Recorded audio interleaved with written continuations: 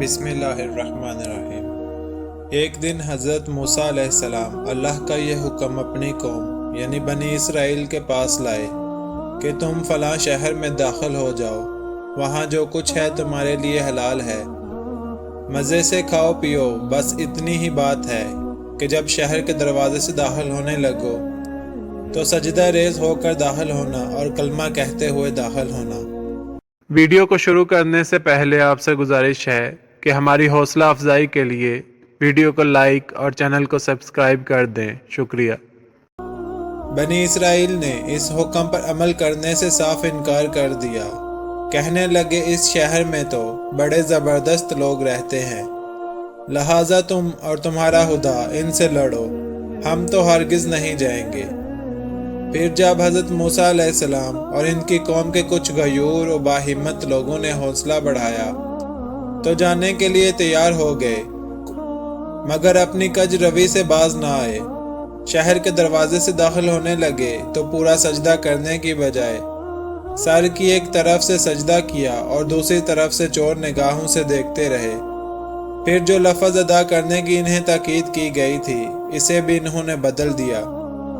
نتیجہ یہ نکلا کہ ان کی خطائیں معاف اور خیر و برکت نازل ہونے کی بجائے آسمان سے عذاب الہی ان پر ٹوٹ پڑا اور وہ خوار ہو کر رہ گئے۔ صحرا کی شدید پیاس انہیں ستانے لگی تو اللہ تعالیٰ نے پھر ان پر کرم فرمایا، اور جب حضرت موسیٰ علیہ السلام نے ان کے لیے پانی کی دعا کی تو اللہ تعالیٰ نے حضرت موسیٰ علیہ السلام سے فرمایا کہ پتھر پر اپنا ڈنڈا مارو۔ حضرت موسیٰ علیہ السلام نے تعمیل حکم کی، 12 چشمے اس پتھر سے جاری ہو گئے۔ بنی اسرائیل کے بھی 12 قبیلے تھے، ہر قبیلے کے لیے ایک پورا چشمہ مختص ہو گیا جس سے وہ پانی لیا کرتا تھا۔ حق بنتا تھا کہ اس پر بنی اسرائیل اللہ کی شکر گزاری، احسان شناسی کا مظاہرہ کرتے، مگر اس کوڑ مغز قوم نے پھر نیا قصہ کھڑا کر دیا۔ اب کی بار حضرت موسیٰ علیہ السلام سے مطالبہ کیا کہ ہمارے لیے زمینی سبزیات، ککڑی، پیاز، گندم اور مسور کا انتظام کیا جائے۔ حضرت موسیٰ علیہ السلام نے فرمایا، کیا تم بہترین چیزوں کے بدلے ادنا چیزوں کی خواہش رکھتے ہو؟ تو یہاں سے نکل جاؤ، شہر میں تمہاری مطلوبہ چیزیں مل جائیں گی۔ اور کفران نعمت کی سزا کے طور پر خدا نے دشت سینا میں بھٹکا دیا۔ اس غلط کار قوم کے لوگ 40 سال تک ادھر ادھر بھٹکتے رہے، یہاں تک کہ ان کی سابقہ نسل کے لوگ مبتلا ذلت ہو کر ہلاک ہو گئے، کیونکہ ان کی عادت تھی کہ وہ اللہ کی آیتوں کو جھٹلایا کرتے تھے، انبیاء کو ناحق قتل کر دیتے تھے اور بڑے پیمانے پر اللہ کی نافرمانی کرتے۔ ایک دفعہ کا ذکر ہے کہ اسرائیل کے ایک شخص کو قتل کر دیا گیا۔ قاتل بڑی عیاری سے بچ نکلا اور تنازع شدید صورتحال اختیار کر گیا۔ اللہ تعالیٰ نے حضرت موسیٰ علیہ السلام پر وحی نازل کی، کہا ان سے کہو کہ گائے ذبح کریں۔ مناسب ہوتا کہ حکم کی تعمیل بلا چونچاں کی جاتی، لیکن یہاں بھی بنی اسرائیل نے روایتی کج فہمی کا مظاہرہ کیا۔ کہنے لگے کیسی گائے ذبح کی جائے؟ ارشاد ہوا، نہ زیادہ پکی عمر کی ہو اور نہ بچہ ہو، بلکہ درمیانی قسم کی ہونی چاہیے۔ پوچھنے لگے اس کا رنگ کیسا ہو؟ جواب ملا زرد رنگ کی گائے ہو۔ بولے اچھا مزید یہ بھی بتا دیجئے کہ اس میں اور کون کون سے خواص ہوں؟ ارشاد ہوا وہ بے داغ ہونی چاہیے، نہ اسے زمین جوتی گئی ہو، نہ کھیتوں کو پانی پلایا گیا ہو۔ کہنے لگے اب آپ نے پتے کی بات کی ہے، ہم انشاءاللہ حسب ہدایت عمل کریں گے۔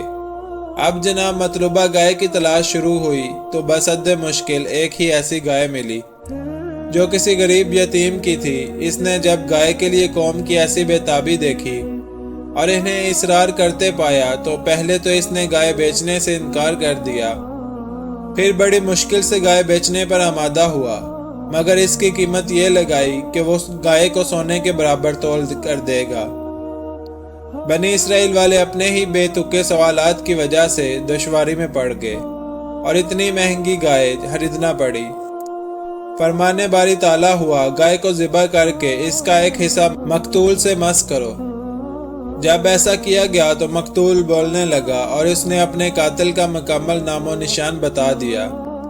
جو دراصل اس کا یتیم بھتیجا تھا جسے اس نے پال پوس کر جوان کیا تھا اور اپنی بیٹی سے اس کی شادی کی تھی، مگر اس ظالم نے مال و جائیداد کے لالچ میں اپنے سگے چچا اور اپنے محسن کو قتل کر ڈالا اور قتل کا الزام دوسرے پر سونپ دیا۔ یوں اللہ تعالیٰ نے اس کا راز فاش کیا اور وہ کفر کردار کو پہنچا۔ الغرض بنی اسرائیل کا یہ اجتماعی کردار بن چکا تھا کہ وہ اپنے مالک کو ناراض کرنے کا کوئی موقع اپنے ہاتھ سے نہ جانے دیتے تھے۔ وعدہ کرتے تو وعدہ خلافی کر دیتے، قطع رحمی ان میں سے عام تھی۔ پرلے درجے کے فسادی تھے، جس دین اور جس آنے والے نبی کا وہ بار بار حوالہ دیتے تھے، جب وہ تشریف لایا تو اس کے سب سے بڑے مخالف بن گئے۔ اس دین پر ایمان لانے سے انکار میں بھی وہ اوروں سے سبقت لے گئے۔ جو بات کرتے عمل اس کے خلاف کرتے، چند چیزیں تحریر کرتے اور کہتے یہ اللہ کا کلام ہے، اور پھر اسے سستے داموں فروخت کر ڈالتے۔ حق و باطل کو آپس میں غلط ملت کر دیتے اور سچ کو چھپا جاتے، لوگوں کو نصیحت کرتے اور خود میاں فضیلت بن جاتے۔ اللہ تعالیٰ میرے اور آپ سب کے گناہوں کو معاف فرمائے۔ اللہ آمین یا رب العالمین۔